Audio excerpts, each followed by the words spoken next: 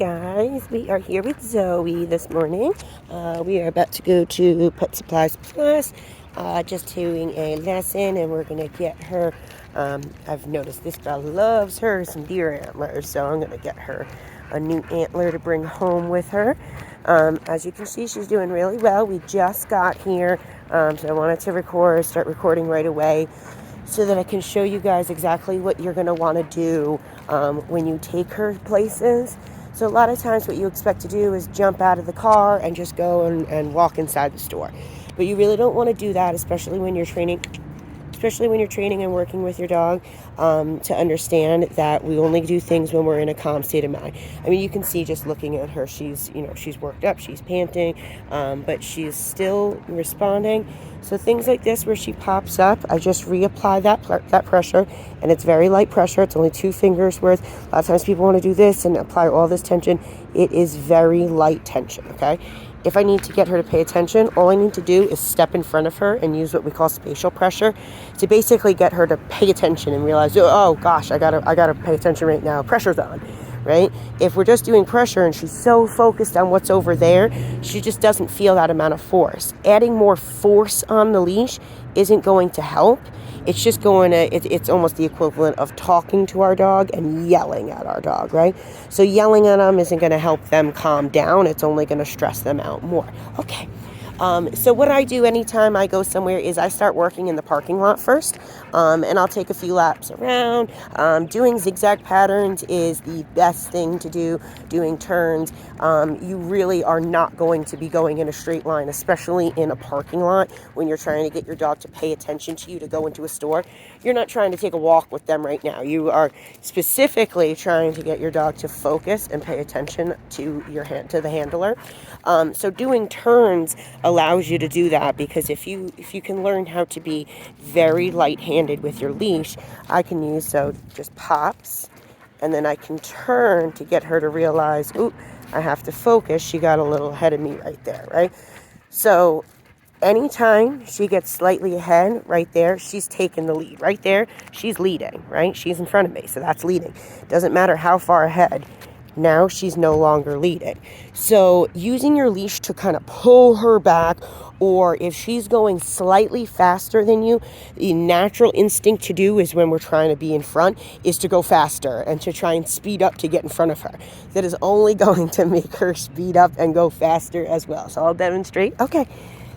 Right, so she's there and I'm trying to get in front of her, right? She's only going to start walking faster. Watch the difference if I do the complete opposite of what we are so used to doing, which is a lot of things with the slip lead, we are just going to do opposite. If you go really slow, it lets you correct her as soon as she takes the lead, and it's not as hard to recognize and notice when she's taking the lead when you're going this slow. So left-hand turns are good because I'm not going to pull her around that turn, right? Your instinct is going to want to be to clam up on your leash and pull her when you do this. You can't do that. You have to learn how to drop your hands and get your dog to follow you as a person, not just a tool. If you're getting your dog to follow a tool, you're always going to need the tool, right? So using turns, so right there, look, if I turned, I hit her back end. So she was way too far ahead of me, right? So we're going to go slow.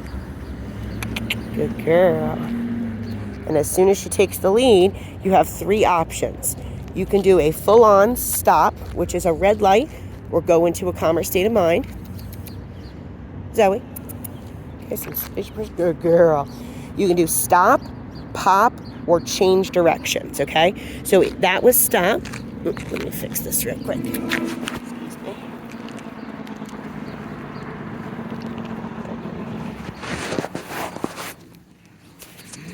Okay, sorry. So we have stop, pop, which is a yellow light, okay? So that tells your dog you're going to keep moving, but you're going to pop to say, hey, you didn't realize that I changed direction. So right there, I didn't need to pop. Right there, I did need to pop. She didn't see that I changed directions.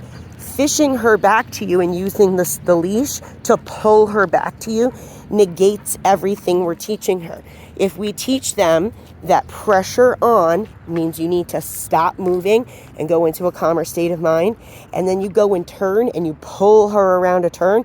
You're telling her to run a red light. And that's really unfair for her. And it's going to be really confusing and inconsistent. That's when you're going to have an inconsistent heel, is if you're an inconsistent handler.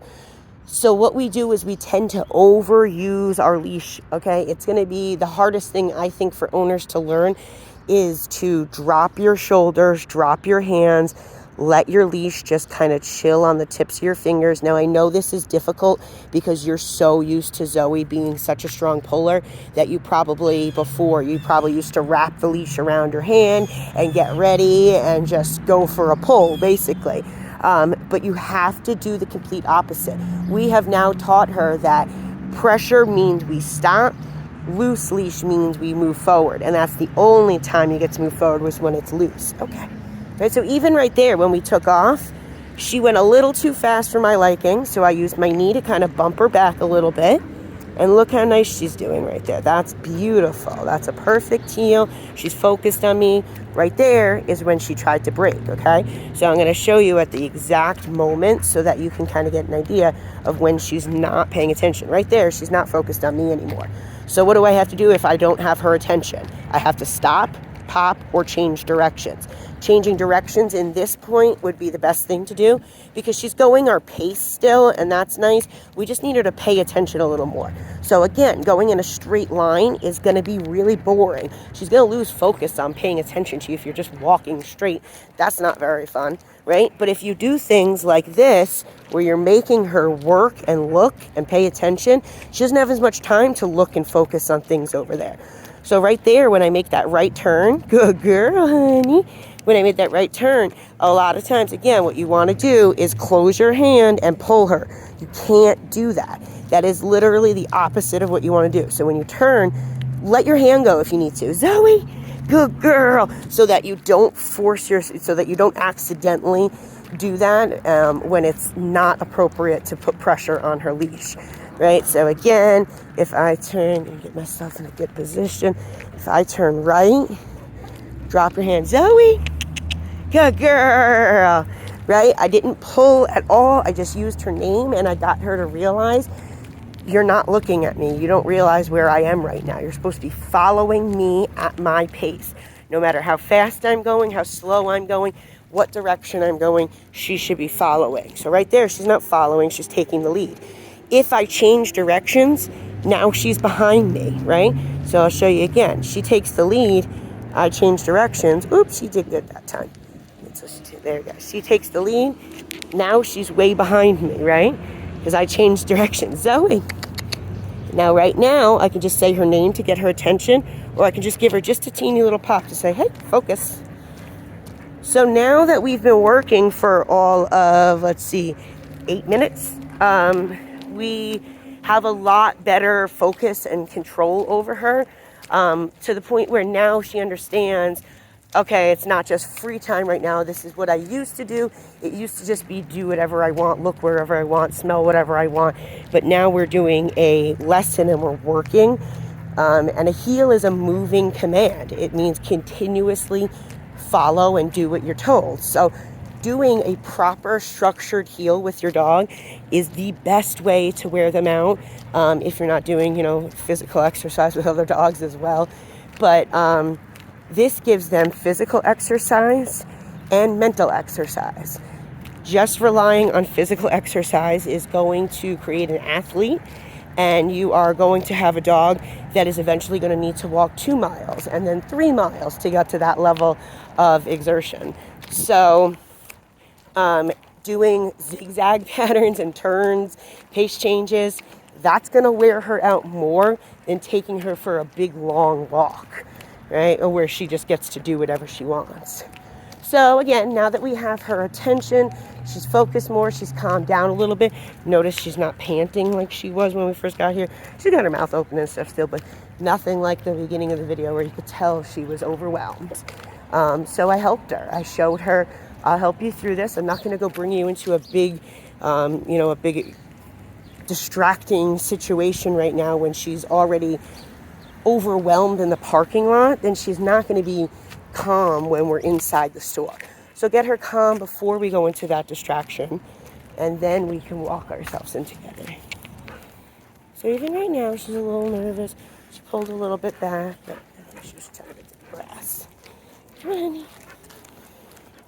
She's definitely nervous, so I'm not going to walk right into the door. Come here, babe.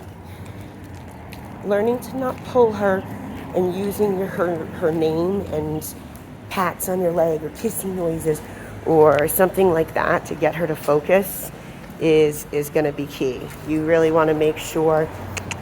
Zoey. Zoey. Right, so now look how little she's focused on me again because we got closer to the store. She's already going back into that do whatever I want zone, right? She can't do that. She's overwhelmed and trying to take the lead. So I'm doing these big long turns.